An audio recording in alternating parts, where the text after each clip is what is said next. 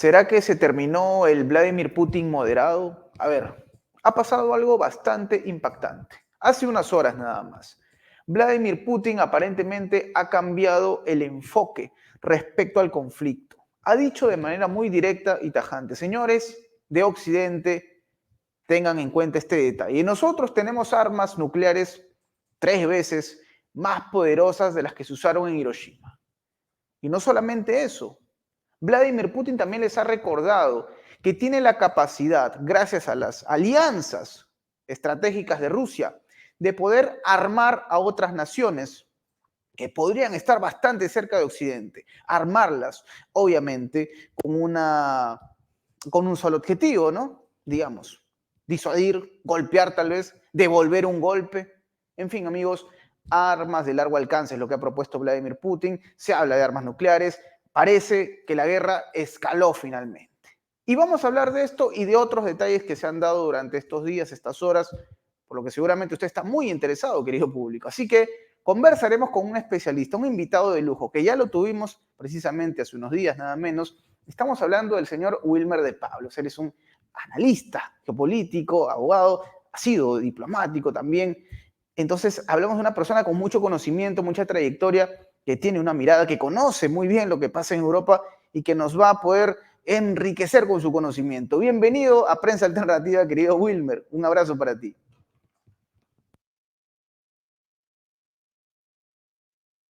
Dicen que está silenciado. A ver, sí, perfecto. Primero que nada, por supuesto, Enzo, agradecer la invitación una vez más a Prensa Alternativa, el J, como lo conocemos en Venezuela, como lo conocemos, como lo seguimos, como lo analizamos y además admiramos porque vemos un trabajo extraordinario hecho desde esta extraordinaria plataforma.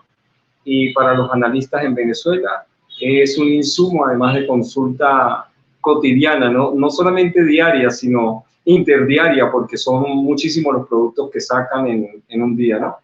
Efectivamente, acabas de hacer una introducción, después seguro estoy de haber oído la entrevista que le dio el presidente de la Federación Rusa, Vladimir Putin, a los periodistas ayer en el marco del foro económico que se celebra en San Petersburgo, y de sus declaraciones que tendríamos que contextualizar antes de responder, porque hay que entender el contexto para poder hacer un análisis serio en la geopolítica, que está vinculado, por supuesto, siempre al elemento geográfico y al elemento histórico.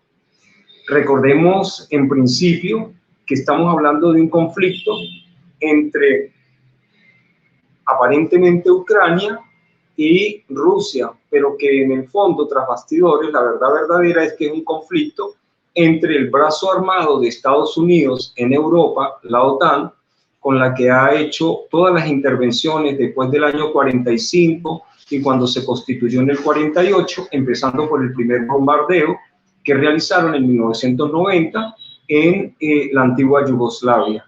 Y de ahí en adelante podemos señalar un sinnúmero de bombardeos realizados a países, a pueblos enteros, cuando no les son afines a los intereses de Estados Unidos y de sus aliados.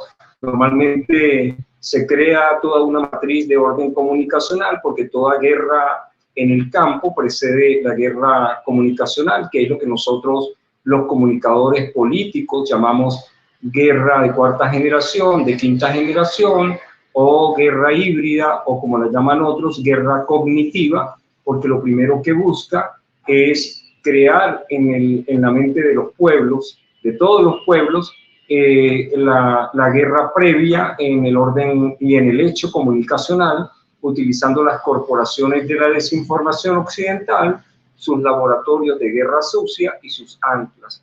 No podríamos nosotros responder de forma simple y de forma ligera la consulta, la pregunta a la que tú haces referencia en razón de lo que dijo ayer el presidente Vladimir Putin, porque lo primero que tenemos que recordar es que recientemente Victoria Nuland, que fue la embajadora de Estados Unidos en Ucrania en el 2014, y que fue la autora del golpe de Estado que se dio a ese país para poder llevar a Zelensky al poder.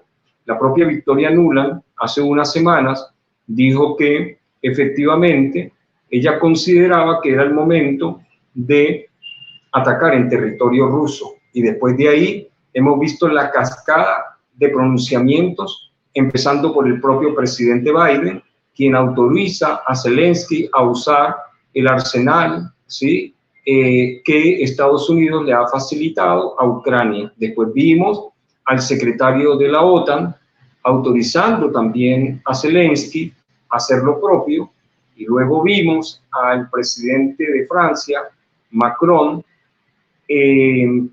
autorizando, pero además afirmando que enviará tropas a Ucrania, y luego vimos al primer ministro alemán haciendo lo propio, justificando la supuesta defensa del territorio ucraniano con el manejo y uso de las armas que ellos les han facilitado. Pero no solamente llegó hasta allí, hemos visto también a Finlandia y hemos visto a los países bálticos, hemos visto a Estonia, a Letonia y a Lituania, ¿sí? Y además hemos visto a Polonia, a todos estos países en cascada, auspiciando y apoyando el uso de un arsenal militar hacia territorio ruso.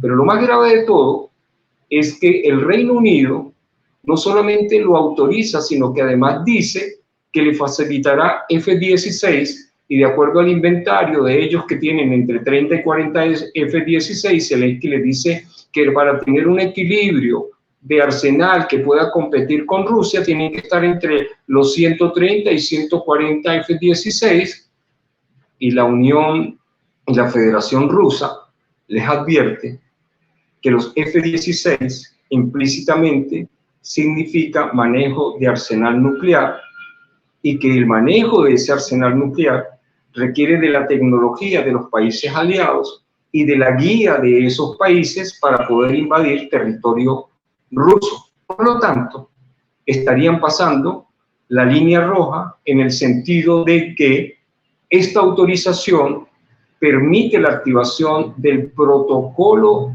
nuclear de Rusia, sobre todo cuando Zelensky acaba de atacar a uno de los mecanismos de prevención, ¿sí?, de ataques hacia territorio de la Federación Rusa. Es decir, que cuando hoy el presidente Vladimir Putin, a lo que tú haces referencia en su declaración reciente a los periodistas en el Foro de San Petersburgo, habla de armas.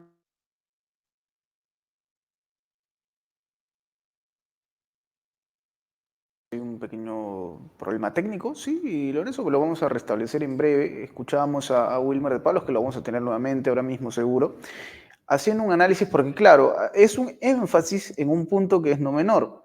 Yo al inicio de la entrevista dije, ¿se acabó la moderación? Bueno, señores, prácticamente han intentado acorralar a Rusia.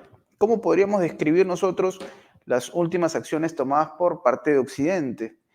Ok, es verdad que Vladimir Putin se le reconoce como un estadista, una persona que ha mantenido un discurso bastante equilibrado, pero llega un momento en el que, creo yo, las gotitas hacen que se rebalse el vaso, me parece.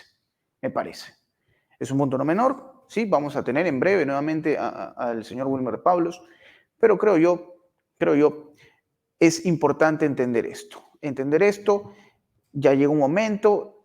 Tenemos nuevamente perfecto a Wilmer de Pablos, justo conversamos. Bueno, las tecnologías siempre nos llevan a estas situaciones cuando estamos en vivo, así que nuestros usuarios y usuarias a quienes saludamos, por supuesto, ya están acostumbrados a esto.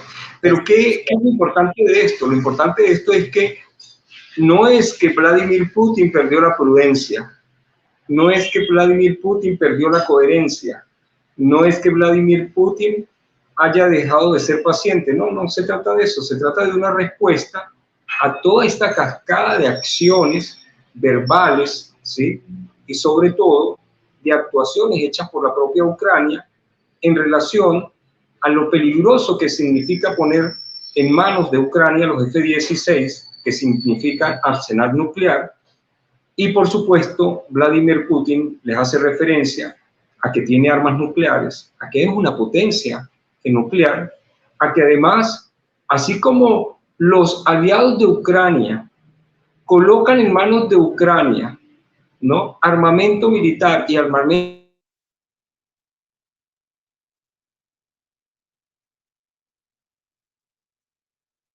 y estamos ya solucionando este impasse, como es un programa, como ya sabrán, en vivo. Ok. mal podría no Rusia en una guerra de orden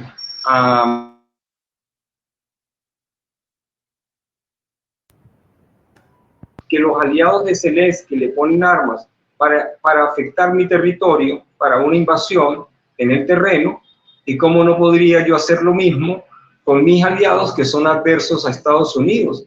Y no tendríamos sino que pensar, por ejemplo, en el caso de los yemeníes, no tendríamos sino que pensar en algunos territorios en América Latina, ¿sí? No tendríamos sino que pensar en unos territorios en África o en el propio Asia-Pacífico. Entonces, no es que Vladimir Putin ha perdido la paciencia o ha perdido la prudencia, no, es que Vladimir Putin les está diciendo, los está llamando a la reflexión, los está llamando a la diplomacia, los está llamando a una actuación distinta. ¿Por qué? Porque ha entendido que no hay forma ni manera, ni siquiera con el acuerdo de Budapest o el acuerdo de Minsk, de llevarlos a ellos a un terreno en el ámbito de la diplomacia y de las buenas relaciones internacionales a los fines de acabar el conflicto, porque cada vez que pretende terminar el conflicto, aparece alguien que simplemente le da instrucciones a Zelensky para que haga lo que hacen normalmente la oposición en Venezuela, después de tener casi que firmado todos los acuerdos, ¿sí?, en una mesa de diálogo, normalmente la patean. ¿Por qué? Porque esas son las instrucciones que les dan desde el imperialismo norteamericano. Porque al imperialismo lo que le interesa son las guerras. El imperialismo hoy, en la peor de sus crisis, en el 2024, se encuentra, por supuesto, afectado económica, financiera, comercialmente, y necesita de las guerras para poder superar la crisis, como lo hizo en el 29 y como lo hizo en el 2008 y como lo señalamos la vez pasada. ¿Qué es importante en este escenario, Enzo? Es muy importante, sobre todo, para contextualizar a nuestros usuarios y usuarias, recordar que Europa está constituida, ¿verdad?, por una población importante, el 6% de la población mundial lo constituye Europa, pero Europa también tiene y representa el 20% del PIB mundial, al igual que representa el 20% del comercio mundial. Ese 50% del PIB que se dedica a la seguridad social, es decir, al estado de bienestar, hoy se encuentra en conflicto porque no saben hacia dónde dirigir los recursos, si hacia el bienestar social de los pueblos o simple y llanamente seguir financiando una guerra que no es de los europeos, ¿sí?, respondiendo, por supuesto, a las líneas de Estados Unidos. Europa cometió errores terribles y por eso se encuentra como un protectorado de Estados Unidos. Primero, se dio su seguridad a Estados Unidos. La seguridad, la soberanía, la seguridad de toda Europa, de sus 27 países, depende de la OTAN. Pero también sus energías dependían de Rusia. Estamos hablando de gas, de petróleo, de carbón. Y en la actualidad el comercio de Europa depende de China. Entonces fíjate lo que significa que por un lado Estados Unidos hizo que a Europa se le cortaran todas las energías, acabando por supuesto con su industria, ¿sí? Y vimos la voladura del propio gasoducto, el Nord Stream 1, cuando lo volaron, que era el suministro directo hacia la industria alemana, que le permitía mantener una industria que hoy está totalmente desmantelada, pero que además se llevó a Estados Unidos. Y por el otro lado vemos que la seguridad, todo el tema de seguridad está en manos de la OTAN, ese organismo que nació después de la Segunda Guerra Mundial en el 45 y se concretó en el 48 a los fines de mantener la paz mundial. ¿Y hoy qué es la OTAN? La OTAN simplemente es un mecanismo de guerra, ¿sí?, al servicio de los intereses de Estados Unidos. Pero ¿qué sucede hoy en el contexto de la actuación comercial? Vemos por un lado a la secretaria del Tesoro de Estados Unidos, a Janet Yellen, diciéndole a los chinos que no produzcan más porque su producción está afectando nuestra economía. Está hablando de Estados Unidos. Pero recientemente vimos al presidente Xi Jinping recorriendo Francia, recorriendo otros países, y entre estos países recorrió Serbia. Y lo vimos en una reunión con la representante de la Comisión Europea, Ursula von der Leyen, cuando ésta le dice exactamente lo mismo que le dijo Janet Yellen en Estados Unidos: su producción está afectando nuestra economía. Es decir, le están diciendo al gigante asiático: deje de producir para que nuestra economía no se vea afectada. Imagínate lo que eso significa. Entonces, Europa se encuentra, toda su seguridad se encuentra secuestrada en manos de la OTAN. Todo su tema de energía, de materias primas, está en manos de Rusia. Y todo el tema comercial se encuentra en manos de China. ¿Y quién es el que mueve los hilos del poder en Europa? Estados Unidos, que convirtió a Europa en un protectorado. Y es el detractor de Rusia por un lado y de China por el otro. Imagínate la situación en la que se encuentra Europa en este momento, en el contexto de las puertas de unas nuevas elecciones en el Parlamento Europeo. Todo este desarrollo, Wilmer, para entenderlo, y claro, tú lo acabas de mencionar, el contexto actual no es un buen momento para estar en Europa, pero dijiste un tema importante, casi en el cierre de esta intervención: las elecciones. Uno se preguntaría hasta qué punto esto va a cambiar el escenario en Europa. ¿Será quizás algo meramente simbólico y seguirán las cabezas de siempre? ¿Habrá en realidad alguna posibilidad de un giro de timón con estas elecciones que se vienen? ¿Qué mirada tienes al respecto, Wilmer? Entonces, fíjate, aquí es muy importante contextualizar a nuestra gente, sobre todo hacerlo de la forma más sencilla, transparente, clara y potable posible. Primero, recordarles que la Unión Europea está constituida por 3 órganos. Esos 3 órganos son la Comisión Europea, el Consejo Europeo y el Parlamento Europeo. ¿Qué es lo que va al proceso de elecciones? El Parlamento Europeo. ¿Quiénes integran el Parlamento Europeo? El número de parlamentarios de cada uno de los países que le integran. Pero ¿qué producen los parlamentarios después de ser elegidos? Resoluciones que no tienen ningún valor a la luz de los hechos reales y concretos en la economía, en la política, en lo financiero. Absolutamente nada. ¿Por qué? ¿Cómo opera esta triada de organismos? Por un lado, se elige la comisión, ¿sí? Se elige el consejo y se elige el parlamento. ¿Qué es el consejo? Está integrado por todos los jefes o primeros jefes de gobierno y de Estado de cada uno de los países, ¿sí? Es decir, los primeros ministros, los presidentes, todos ellos están en el consejo. Pero ¿qué representa la comisión? La comisión representa nada más y nada menos que los intereses de la organización transatlántica, es decir, la OTAN. Es decir, que esa estructura ya una europea que secuestró la soberanía de todos estos 27 países que están integrados por 31 organizaciones, que hay que incluirlos a ellos mismos, resulta que tiene secuestrada la soberanía energética, la soberanía financiera, la soberanía alimentaria, la soberanía en todos los ámbitos de la vida de cada uno de estos estados y países.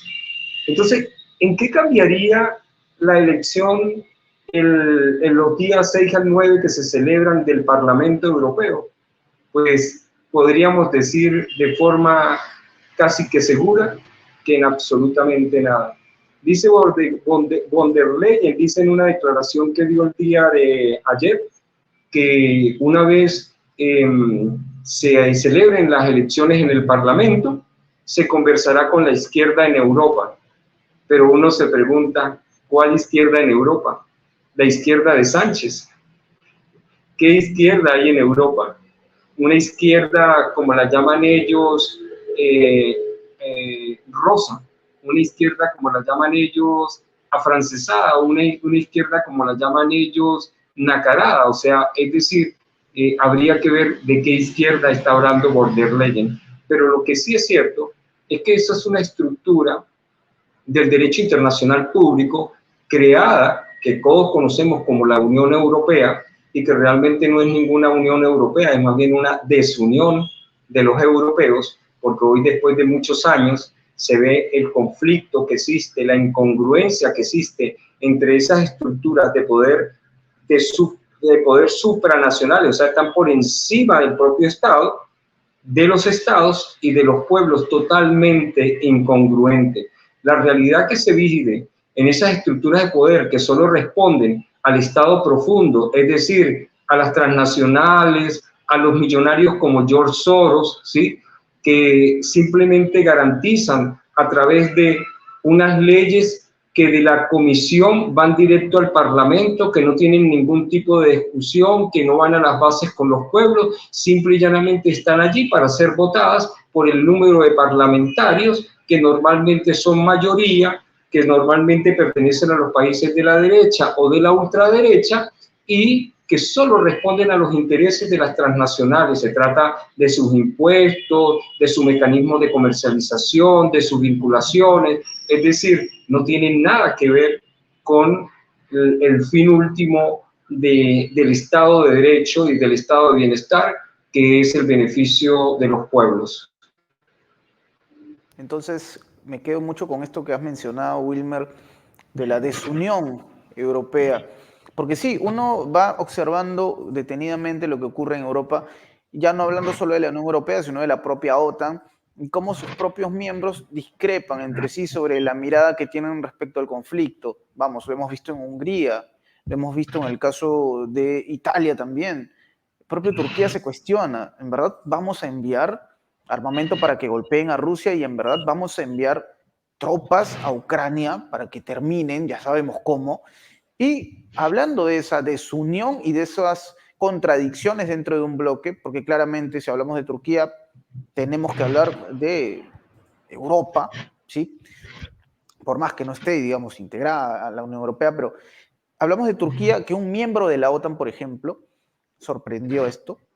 Recientemente su ministro de Asuntos Exteriores habló sobre esta posibilidad de unirse, de adherirse a los BRICS, una noticia que debe haber caído como un baldazo de agua fría.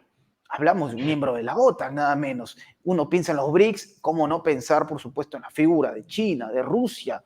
Entonces, que forman parte, inclusive, podríamos hablar de Brasil también, en fin, pero quiero enfocarme básicamente en Rusia porque hablamos de una nación que está siendo hostigada por miembros de la OTAN, muchos miembros de la Unión Europea también, pero Turquía, siendo un miembro de la OTAN, un país que está ubicado en una zona bastante interesante, por decirlo de alguna manera, ahora muestra esta posibilidad o estas ganas de aventurarse a este nuevo momento de los BRICS. ¿Qué mirada tienes al respecto, Wilmer?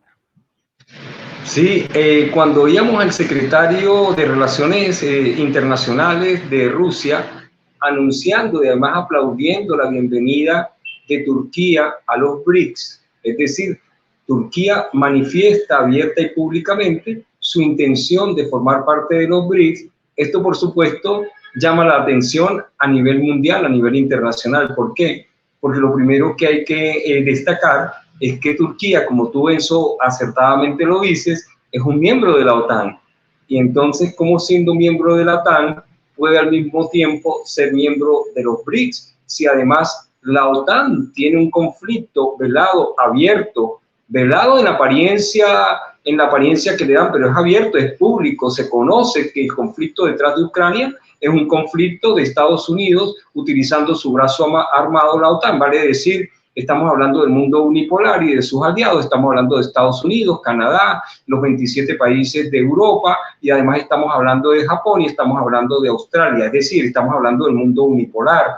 Y uno de los mecanismos más importantes en Europa está, por supuesto, la OTAN, y Turquía forma parte, miembro pleno de la OTAN. ¿Cómo es que la OTAN, cómo es que Turquía, siendo miembro pleno de la OTAN, que hoy tiene un conflicto con Rusia, pretende pedir su ingreso al BRICS? Bueno, sorpresivamente el ministro de Relaciones Exteriores o el ministro realmente de Prensa de Comunicación de Rusia hizo público la solicitud hecha por Turquía y además la aplaudió. Pero aquí es muy importante, Enzo, que nosotros nos adentremos en un análisis que considero yo que es relevante a los efectos de tener una comprensión geopolítica y geoestratégica de por qué Turquía pide su ingreso al BRICS. Fíjate, el año pasado en Sudáfrica, en agosto,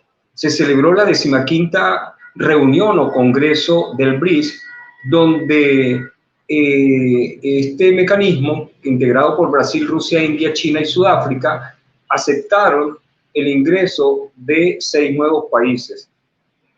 Como nosotros lo vimos, el 1 de enero del año 2024 ingresaron ya no como miembros asociados, sino como miembros plenos, el Emiratos Árabes Unidos, Etiopía, Irán, Egipto, Arabia Saudita, y lastimosamente Milei, el fascista que dirige Argentina, respondiendo a los intereses de Washington, negó la entrada de Argentina a los BRICS después del extraordinario trabajo que había hecho Alberto Fernández a los efectos de lograr, utilizando a sus 2 aliados estratégicos y además sus 2 primeros aliados comerciales, como Brasil y China, para que empujaran la entrada de Argentina. Sin embargo, Milei, sin mayor son ni ton, simplemente descartó la entrada, aclarando, por supuesto, que los BRICS dejaron abierta la puerta. Ahora fíjate, ¿por qué es importante el ingreso de Turquía o la solicitud no solo de Turquía, sino además que en esa misma reunión se hizo referencia a que 40 países manifestaron su voluntad de ingresar a los BRICS? Estamos hablando del nuevo orden mundial, estamos hablando del sur global. Pero además de esto, se hizo saber que 23 países habían formalizado el ingreso al BRICS. Y por supuesto, como ustedes ya lo saben, ya se lo he dicho en estas oportunidades, Venezuela había formalizado con mucha antelación su ingreso a los BRICS hace años, y el presidente Nicolás Maduro lo había ratificado. Ahora, ¿qué representa realmente el ingreso, por ejemplo, de Arabia Saudita a los BRICS? Bueno, primero asegurar las rutas comerciales, porque estamos hablando de la ruta de la seda. Segundo, entender que es una potencia energética en petróleo. Además de eso, entender que es un aliado de Estados Unidos, aunque hoy en día tiene fracturadas sus relaciones con Estados Unidos. Es importante, cuando tú no tienes una relación directa con el actor A, por lo menos buscar el actor B o C, que son actores que pudieran llegar y que servirían para negociar. Siempre esto es importante en las relaciones internacionales y en la diplomacia. Pero además de eso, hay que recordar que Arabia Saudita es el líder suní de la zona del Medio Oriente, y que además cuenta con recursos importantísimos en un fondo de cooperación. Estamos hablando de financiamiento y de crédito. Pero además pensemos en los Emiratos Árabes. Los Emiratos Árabes tienen una posición estratégica extraordinaria que permite el paso por mares, por sitios estratégicos, sobre todo en el Medio Oriente, donde se mueven energías, pero además tiene puertos y aeropuertos extraordinarios, ¿sí? Y aunque tiene una relación medio fracturada con Estados Unidos, al igual que los Emiratos Árabes, es una forma indirecta de negociar con Estados Unidos. También tenemos que recordar, además, que en el caso específico de los Emiratos Árabes, tienen 2 países muy importantes, que sería Dubái y que sería Abu Dhabi, y que además de eso tienen muchísimo dinero que aportar, ¿sí?, en los fondos que pudieran servir para el financiamiento de todos los miembros del BRICS. Y por supuesto tiene un arsenal militar bien importante. Si pensamos en Irán, estamos hablando también de una posición estratégica, estamos hablando de la segunda reserva de gas del mundo, estamos hablando de relaciones extraordinarias de Rusia y China. O sea, en el caso contrario de que Estados Unidos quisiera de alguna forma llegar a Irán, tiene dos actores como Rusia y China, es decir, lo que estábamos diciendo hace un rato cuando hablamos de Arabia Saudita y de Emiratos Árabes para llegar a Estados Unidos. Además es un líder en la región y tiene algo muy importante, que tiene una demografía que supera los 87 millones de habitantes, y recuérdese que no puede existir comercio y finanzas y consumo si no existe personas, si no existen seres humanos, porque no había mano de trabajo, mano de obra calificada, no habría consumo, no había relaciones de ningún tipo. Y esto es muy importante. Además de esto, es importante recordar que Irán es la 12ª economía del mundo, y esto hay que tomarlo en consideración en los análisis.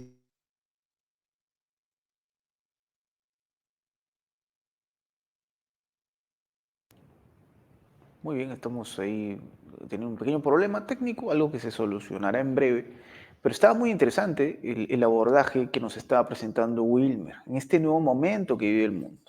Un nuevo momento. Ya lo vamos a tener en breve nuevamente a Wilmer de Pablos para seguir hablando al respecto, porque sí, es verdad.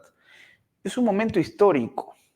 Estamos observando un momento en el cual las naciones finalmente, incluso de Sudamérica, empiezan a mostrar este interés. Lo ha hecho Bolivia, la visita de Luis Arce no ha sido en vano. Esa visita reciente de Luis Arce no ha sido en vano, no es solamente para ir a tomarse fotografía, también hay una manifiesta intención. Ah, perfecto, tenemos a Wilmer nuevamente. Continúa, por favor, querido Wilmer. Pienso, y si nosotros analizamos, por ejemplo, el caso de Egipto, una posición estratégica extraordinaria, tiene petróleo y gas, tiene relaciones tanto con Estados Unidos como con el Reino Unido, estamos hablando del mundo unipolar, pero también tiene unas extraordinarias relaciones con Rusia y China, estamos hablando del nuevo mundo multipolar. Además, tiene un liderazgo en África impresionante, en el norte de África, y tiene una población de 110 millones de habitantes. Todas estas variables cuentan a los efectos del análisis geopolítico. Y en el caso de Etiopía, Etiopía está proyectada como un país con un resurgimiento en lo económico. Claro, tiene algunos temas de conflictos en la región, pero sin embargo hay que entender que tiene variables muy importantes, más de 120 millones de habitantes, es productor de café. Además de esto, tiene nexos con Estados Unidos, y tendríamos que analizar la entrada de estos 5 países que ahora forman 10, el BRICS, o sea, esto lo que llamamos y conocemos ahora como el BRICS Max o el BRICS Plus, representan una posición geopolítica y geoestratégica muy importante, pero además representan recursos, energía, representa demografía, representa territorio, y esto, por supuesto, cambia el escenario en las comparaciones que uno pudiera hacer en relación con el BRICS y el G7. ¿Por qué? Porque cuando nosotros hablamos del BRICS y cuando nosotros hablamos del G7, estamos hablando de la confrontación entre los dos modelos. Estamos hablando del modelo unipolar, estamos hablando del nuevo modelo que pretenden hacer como un nuevo bloque multipolar y pluricéntrico con centros de poder distintos al hegemón norteamericano, a Europa, a Japón y a Oceanía. El G7, como tú lo sabes, lo representan 777 millones de habitantes, que representa el 10% de la población. Pero mira cuánto representa hoy el BRICS más el BRICS Plus. Estamos hablando de 3.700 millones de habitantes, es decir, estamos hablando para diciembre de 2003 del 46% de la población mundial.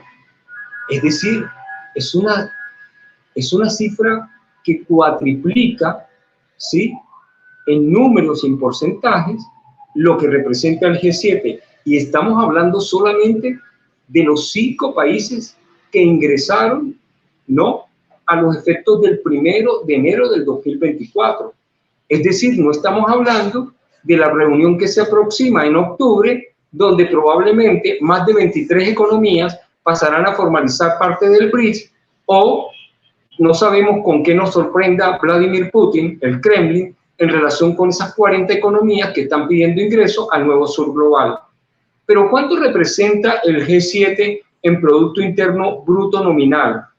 46 billones, es decir, el 44%. Estamos hablando de una estructura que nació en 1973. ¿Cuánto representa hoy el BRICS, que es una estructura que nació en el 2021 y se consolidó en el 2021 y hoy en el 2024 representa el 28%, es decir, 29 billones de dólares. Estamos hablando de una estructura que nació recientemente, ¿no? Y que ya prácticamente se encuentra en el 30%, mientras el G7 en el 44%. Se puede notar la diferencia tomando en consideración la variable tiempo. Ahora, ¿qué representa el Producto Bruto Interno en relación con el poder adquisitivo? Representa para el G7 el 29%. ¿Y cuánto representa para el BRICS en la actualidad? El 34%. Estamos hablando que el G7 representa 52 billones y el BRICS representa 62 billones. Lo superó. Pero además de eso, estamos hablando de un crecimiento real en los últimos 10 años para el G7 de 1.5. ¿Y cuánto fue el crecimiento real del BRICS en estos 10 últimos años? El 1.7. Es realmente impactante e impresionante, y como te digo eso, estamos hablando solamente de sumarle los 5 últimos países, es decir, los que conforman los 10, el BRICS Plus, en relación con la llegada de estos, sin contabilizar lo que van a representar las 23 economías que ya formalizaron o las 40, depende de cómo nos sorprenda gratamente Putin, acabando con esos procedimientos que son muy largos y tediosos y que además consideramos que es parte de un burocratismo dentro de los BRICS. Pero pensemos ahora en lo que es realmente relevante en el contexto estructural de todo lo que se teje, porque todo tiene por detrás un solo factor importante, y ese factor importante se llaman energías, los combustibles fósiles. Estamos hablando de petróleo. ¿Qué representa hoy el G7 en materia de petróleo? Representa 18.5 millones de barriles diarios de petróleo, el 15% de la producción mundial. ¿Y cuánto representa el BRICS hoy en el mundo? 40 millones de barriles de petróleo, es decir, el 43%. Estamos hablando de un crecimiento impresionante. Pero si miramos además el gas natural, nos encontramos con 1.15 millones de metros cúbicos de gas natural, que lo representa el G7, o sea, el 44,8%. ¿Cuánto representa el BRICS? 1.5 barriles de metros cúbicos, millones de metros cúbicos, ¿sí?, que representan el 38%, es decir, cercano al G7. Todas estas variables que representan los temas de energía son importantísimas y quizás las más relevantes, porque todo se mueve en razón de la energía, se mueve en razón del petróleo, se mueve en razón del gas y se mueve en razón del carbón. Y el G7 representa para el día de hoy 700 millones de toneladas, el 9%, mientras que el BRICS, tomen nota, el BRICS representa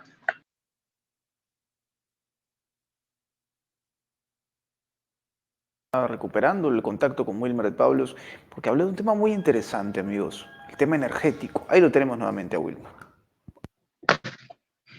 estaba dándonos una exposición muy importante, notable sobre las cifras que puede significar mucho para la ciudadanía. Continúa, por favor, querido Wilmer. Te tenemos Entonces, ¿qué nuevamente. representa? Por ejemplo, ya hablamos del petróleo, ya hablamos del gas, mira lo que representa el carbón. El G7 representa 700 millones de toneladas, el 9% de la producción mundial. ¿Y qué representa el BRICS? 4.800 millones de toneladas, el 60% de la producción mundial. Realmente son diametralmente opuestas y estamos hablando, como te lo decía Enzo hace un rato, estamos hablando solamente de la incorporación de los 5 países que conocemos ahora como el BRICS+, sin mencionar los 23 que formalmente formalizaron y que probablemente en la reunión, la nueva reunión del BRICS que se celebra en octubre, se formalicen o nos sorprenda, como te digo yo, Vladimir Putin acabando con todo ese burocratismo dentro del BRICS con la entrada de los nuevos 40 países. Cuando nosotros hablamos, por ejemplo, de las industrias del metal, las más fuertes están en América Latina, están en Oceanía y la representan casualmente los miembros del BRICS en la actualidad. Delante de ello, por supuesto, el G7 tiene una participación importante.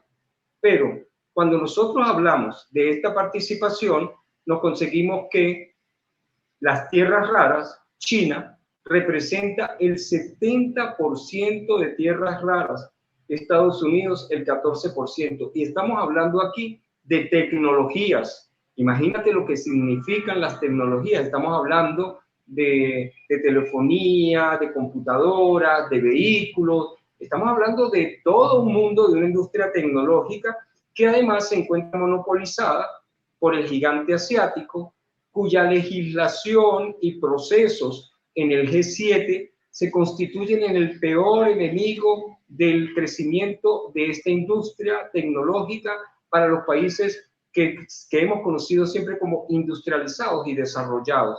Pero además de eso, nosotros tenemos que visualizar que las tierras raras, su mayor fuente se encuentran en América Latina y se encuentran en África. Estamos hablando del patio trasero, del vecindario.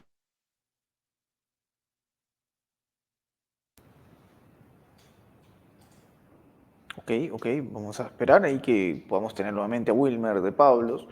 Está haciendo una exposición bastante interesante de los números que son relevantes, insistimos. Números puede sonar cifras, digamos, astronómicas, pero que a la larga tienen un impacto en la economía de los pueblos. Ese es un punto no menor. Y hay algo que yo le voy a preguntar seguramente a Wilmer cuando lo tengamos nuevamente conectado, es el factor Venezuela. No olvidemos, un interés manifiesto de Venezuela. ¿Hasta qué punto esto podría impactar en el bloque? Porque esto, desde luego, es algo, digamos, consensuado, ¿no? No hay imposiciones, hay una libertad por parte de las naciones, la voluntad que pueda tener Venezuela de poder adherirse a este bloque, ¿no? Desde luego con nuevas reglas, respondiendo a las demandas necesarias. Tenemos nuevamente, perfecto, lo tenemos a Wilmer nuevamente. Muchas gracias, Wilmer, por estar con nosotros. Te tenemos nuevamente. Hablabas del tema energético que está bastante interesante. Los recursos, que es algo impactante, querido Wilmer. Por favor, te dejo para poder seguir entendiendo un poco más esta mirada. Pero además de eso, Enzo, si nosotros hacemos referencia, por ejemplo, al tema de la industria, la agricultura, porque tú sabes que la agricultura es muy importante porque es un tema de seguridad alimentaria, pero además es un tema de salud, porque no solamente se trata de producir en el país para los mercados locales, cercanos, nacionales y después exportar, sino que además de eso se trata de tener una reserva que permita a cualquier país frente a alguna contingencia tener por lo menos para 3 meses reservas importantes que le permita mantener seguridad alimentaria y por supuesto salud a su pueblo. Estados Unidos en esto, el G7, es un gran actor, es un exportador extraordinario, pero además de eso es importante valorar el tema de la industria, de la manufactura. El G7 sigue siendo importante, produce el 33% a nivel global, pero los BRICS ya lo superaron en un 39%. Y esto es muy importante porque estamos hablando de una de las industrias más relevantes en el contexto de cualquier economía del mundo. Es importante también valorar el tema de la deuda. Si nosotros miramos el G7, la deuda pública del G7 es de 130% y la deuda pública del BRICS es del 59%. Hemos dicho que Estados Unidos y sus aliados se encuentran en una tremenda crisis, ¿verdad? Cuando hablamos de sus aliados, estamos hablando de Europa, estamos hablando de Japón, estamos hablando de Australia. Pero además de eso, existen las deudas privadas. Y las deudas privadas del G7 superan el 211%, mientras que la deuda privada de los países del BRICS no supera el 82%, es decir, el 81%. ¿Por qué es importante analizar las variables financieras, económicas? Bueno, porque todo esto nos permite tener una visión estructural de las cosas, pero además de por qué se toman ciertas decisiones que a veces no son meramente militares, que a veces no son meramente financieras, que a veces no son meramente políticas, sino que todo está vinculado en un conjunto de variables sociales, políticas, económicas, financieras, de recursos, etcétera, etcétera. Y es importantísimo hacer la colación dentro del marco del BRICS del tema de la moneda del dólar. Como ustedes lo saben, el dólar después del 29 ya no está respaldado en dólares. El dólar ha vivido siempre del prestigio y su vinculación al petróleo, cuando Arabia Saudita permitió, su aliado de entonces, que todas las operaciones en el mundo en petróleo solo se hicieran en dólares. Eso se acabó, eso pasó a la historia y eso genera una de las fracturas más grandes que hay en este momento entre Estados Unidos y Arabia Saudita, porque ya los bancos centrales están migrando sus reservas en otras monedas, porque ya las monedas no son simple y llanamente el dólar, el euro, el yen y la libra, que además son todas las monedas del G7, porque estamos hablando del nacimiento de un nuevo orden mundial, y el nacimiento de ese nuevo orden mundial nos obliga a hablar de las nuevas monedas. Estamos hablando, por supuesto, del nacimiento de monedas nacionales o monedas locales, de monedas regionales y de la moneda del BRICS. 2 días antes del asesinato del presidente Ebrahim Raisi en Irán, se hizo público a través de los medios que Irán y Rusia estaban consolidando los detalles del nacimiento de la nueva moneda del BRICS. Pero además nosotros hemos oído, en el marco de aquella reunión en Sudáfrica, que el presidente Putin había sugerido el nacimiento de una moneda llamada R5. ¿Y por qué R5? Decía él porque todas las monedas de los miembros fundadores del BRICS empiezan por R. El rublo, la rupia, el renminbi, el real y el rand. Es decir, las monedas de Brasil, Rusia, India, China y Sudáfrica, todas empiezan por R. Y solamente se trataba en el comentario de hacer referencia al nombre de una moneda del BRICS. No, se trata de crear un mecanismo que permita respaldar las monedas nacionales, las monedas regionales y la moneda del BRICS en oro. Y la pregunta siguiente es, ¿quiénes son los que más están acumulando oro en el mundo? La respuesta es China, India, Rusia, Irán y por supuesto ustedes saben que en América Latina la mayor reserva de oro del mundo la tiene Venezuela, que no solamente podría respaldar con un decreto su moneda en oro, sino que además podría acompañar el respaldo de la moneda del Sucre, que sería la moneda regional, y además de eso, una vez que se constituya en miembro pleno del BRICS, acompañar ¿sí?, el respaldo de la moneda que se conocerá como la moneda BRICS o como la R5, de acuerdo a lo que resuelvan en los próximos tiempos en relación con el nacimiento de esta moneda. Importantísimo eso, señalar dentro del análisis del BRICS que se creó en el 2014 el nuevo Banco de Desarrollo. Ese nuevo Banco de Desarrollo es el que le va a hacer el contrapeso al Fondo Mundial Internacional y al Banco Mundial. Es decir, a los prestamistas de todas las economías que sumergen en la locura y en la desesperación con créditos leoninos, endeudando a los pueblos. El ejemplo más cercano lo podemos dar nosotros aquí en América del Sur, cuando Macri endeudó a la población argentina por más de un siglo, por más de 100 años, cuando los Kirchner la habían dejado sin deuda. Pero además de eso, todos estos créditos, por supuesto, con la intención de aplicarles una receta neoliberal que hoy la aplica Milei, el libertario, el fascista que los dirige. Pero es más o menos el mecanismo que utiliza el Banco Mundial y el Fondo Monetario Internacional, y que es importante recordárselo a nuestros usuarios, a quienes nos oyen, nos escuchan con atención, para que visualicen la importancia en el análisis del BRICS de lo que es el nuevo Banco de Desarrollo, dirigido por la presidenta Dilma Rousseff, o expresidenta de Brasil Dilma Rousseff. Funciona en Shanghai, además ya tiene varios socios, y para el momento ha financiado proyectos de industria, proyectos de desarrollo y proyectos de desarrollo que están dirigidos, por ejemplo, al agua, están dirigidos, por ejemplo, a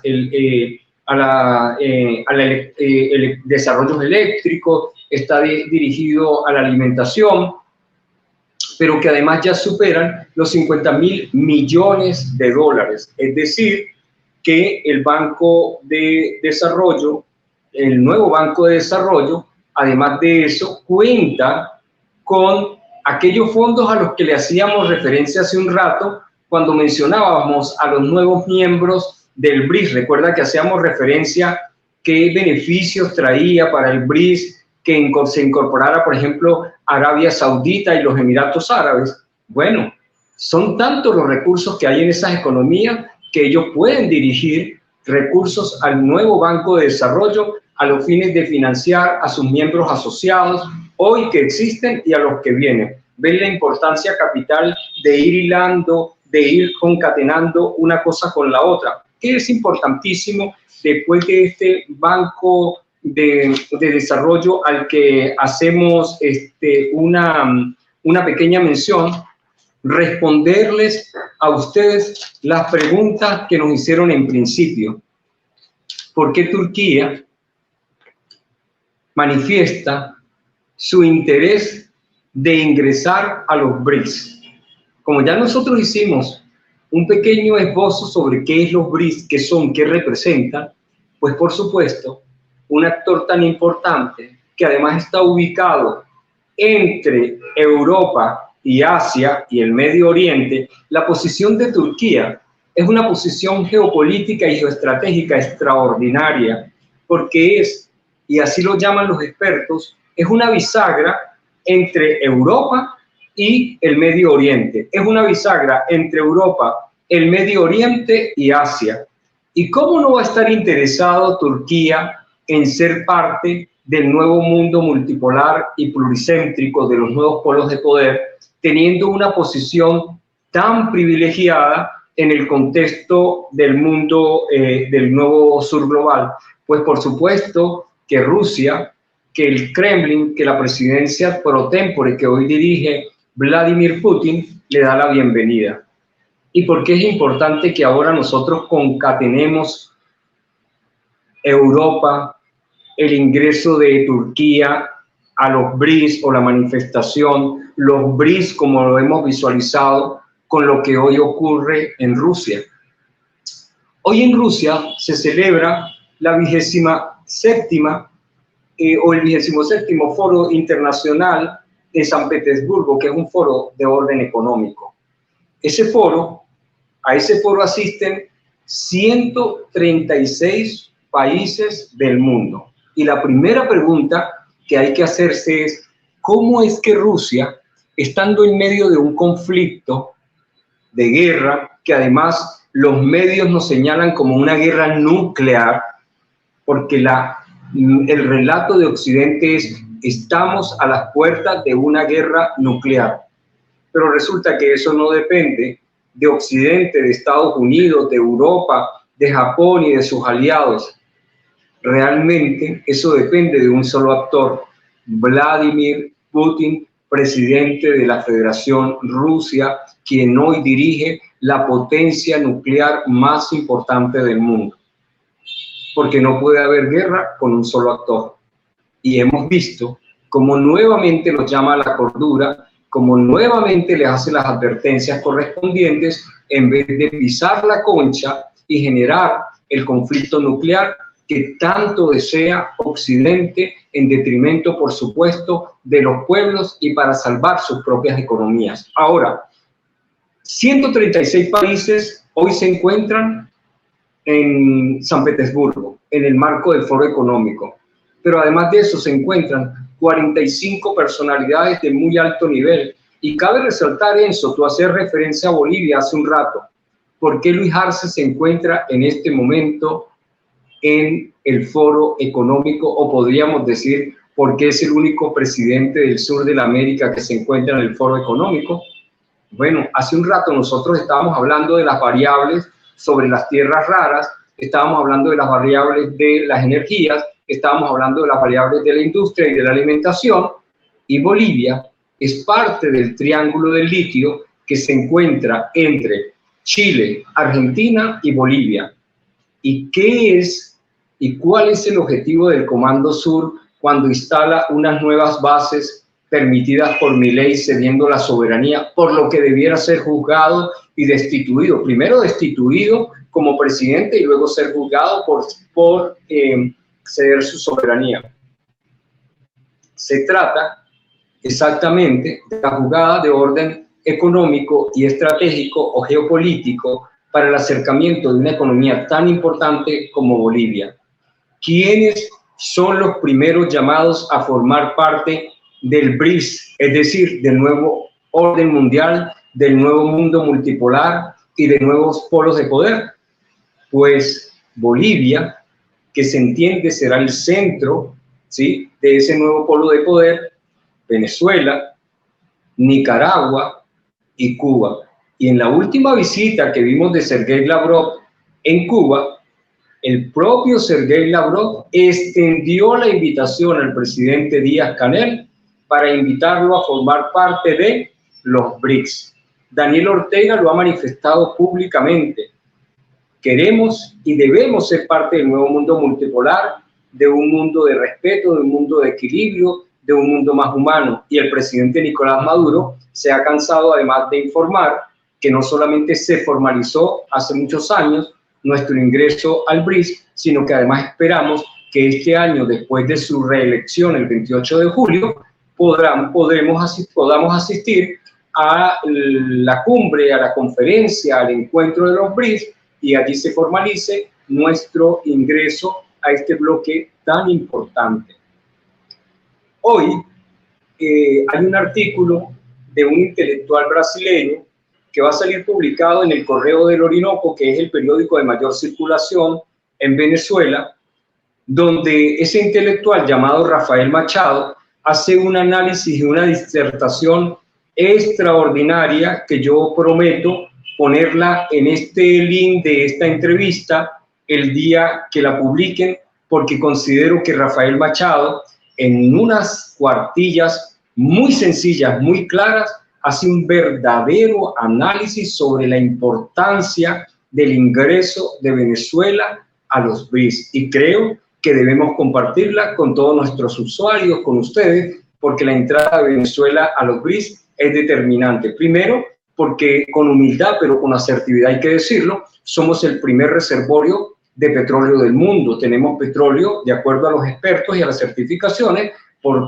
300 años, 3 siglos, pero otros dicen que supera los 5 siglos. Y además de eso, tenemos las reservas en oro más importantes, y acabamos de hablar de lo que va a significar el nacimiento de las nuevas monedas respaldadas en oro. Estamos hablando de monedas locales, estamos hablando de monedas regionales y estamos hablando de monedas del BRICS. Es decir, que tenemos dos de los recursos más importantes de cara al nuevo orden multipolar, que representa, por supuesto, el BRICS, la OCS y la ASEAN. Es decir, Brasil, Rusia, India, China, Sudáfrica, más los cinco países que acabamos de mencionar, la OCS, que representa la Organización de Cooperación de Shanghái. Estamos hablando de Asia y de Asia-Pacífico, estamos hablando de Euroasia y además estamos hablando de la ASEAN hacia el Pacífico. Es decir, estamos hablando de Rusia, India, China y estamos hablando del nuevo orden mundial.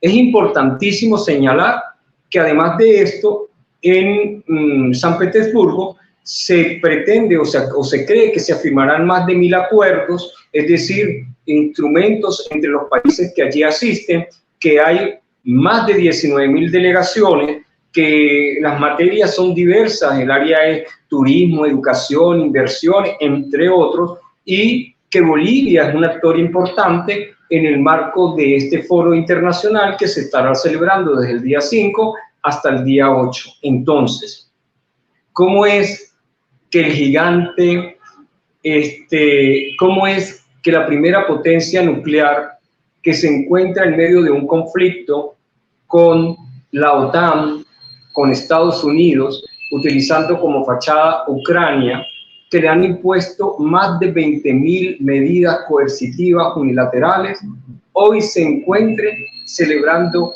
el foro económico más importante que hay sobre el planeta?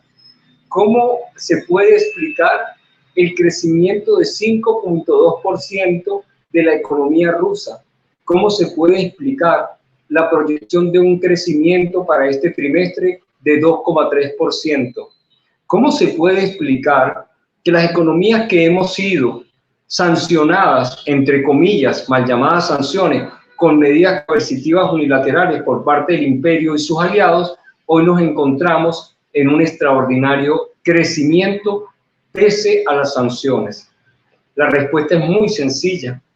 Estas economías y estos gobiernos han sido acompañados por pueblos con conciencia geopolítica y geoestratégica.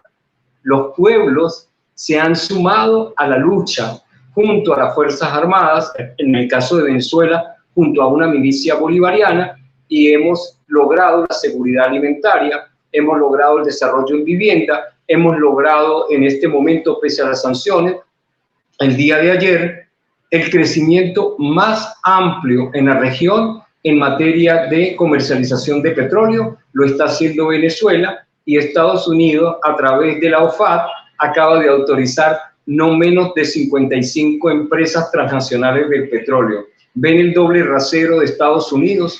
¿Ven por qué Estados Unidos ha perdido el prestigio internacional?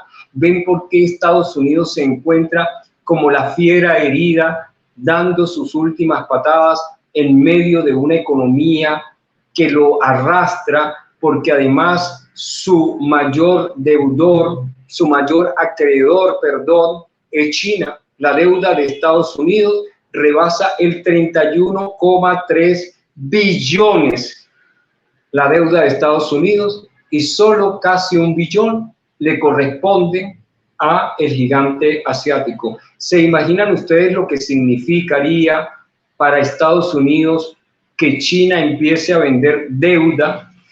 ¿Sí? El impacto que eso tendría puertas adentro en una economía donde este mes solo 40 bancos han quebrado y siguen quebrando, donde los bancos siguen en caída en Estados Unidos, donde sus indicadores económicos y sociales se encuentran en una situación terrible, donde el propio Donald Trump habla de una guerra civil, donde tienen una política interna total y diametralmente opuesta entre republicanos y demócratas, donde el sistema de salud se encuentra en el piso, donde no hay educación, donde ni siquiera tienen los ingenieros para cubrir el reimpulso de la industria en ese país. Estamos hablando realmente de una situación muy delicada, además de los intentos de secesión de California el estado más desarrollado en tecnología, o en su defecto de Texas, entienden por qué es que Estados Unidos necesita ganar el conflicto en Ucrania a través, por supuesto, de lo que ellos llaman una guerra proxy, es decir, utilizan a un tercero sin aparecer ellos abiertamente, pero le financian la guerra y les proveen de armas. Por eso es que la respuesta a la primera pregunta que me hizo el compañero Enzo no puede ser ni simple ni ligera. Tiene que tener un contexto estructural en lo económico, en lo político, en lo social y sobre todo en lo geopolítico, pero además de una forma sencilla, clara y potable, que nuestro pueblo pueda tener conocimiento, pero más importante de esto, apropiarse de ese conocimiento, porque solo consciente, solo con visión geopolítica es capaz de defender un proyecto y su propia patria. Y la patria de nosotros no es otra, Enzo, que la patria grande, la patria de Bolívar, la patria de Martí, la patria de todos nuestros libertadores.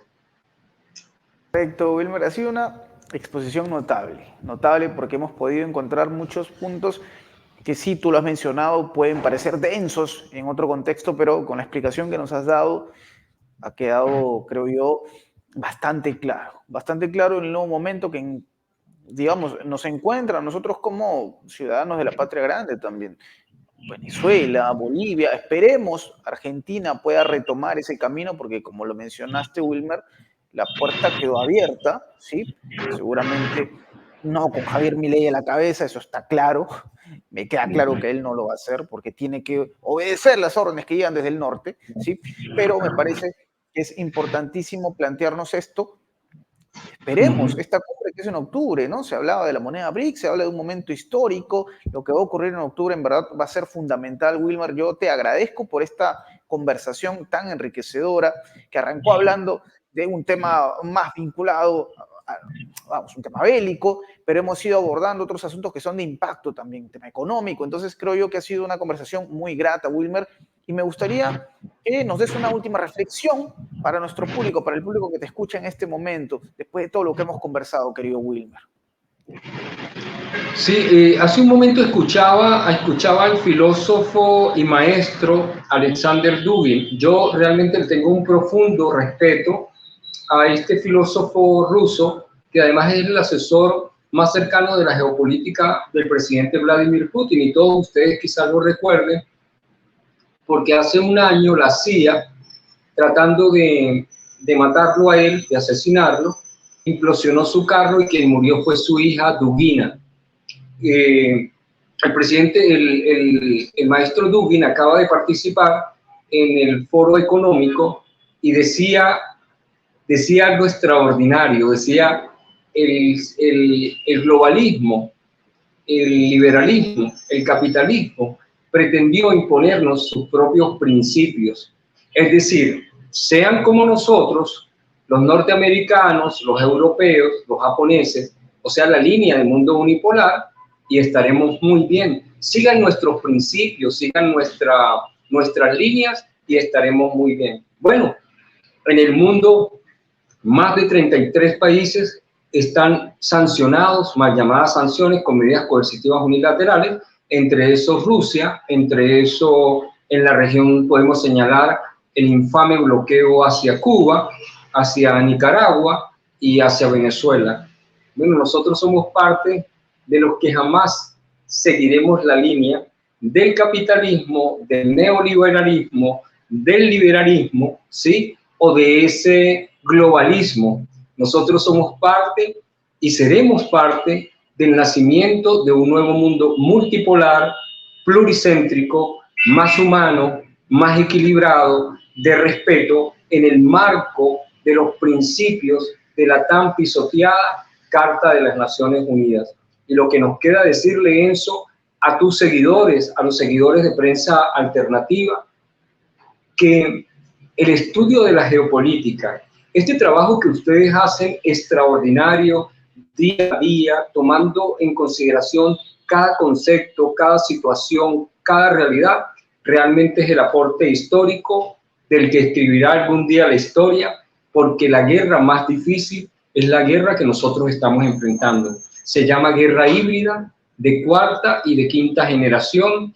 Es una guerra que va dirigida al consciente o inconsciente colectivo de nuestros pueblos para manipular las mentes y lograr llevar al poder a payasos como Daniel Noboa, a dictadoras como Dina Boluarte, a serviles como Boris, a fascistas como Milei, o tener títeres como el presidente de la República Cooperativa de Guyana, todos preparados simplemente para servirles al Comando Sur, porque no tienen idea de contexto de la importancia que América del Sur tiene en este momento de cara a la nueva geopolítica y al nacimiento del nuevo mundo multipolar.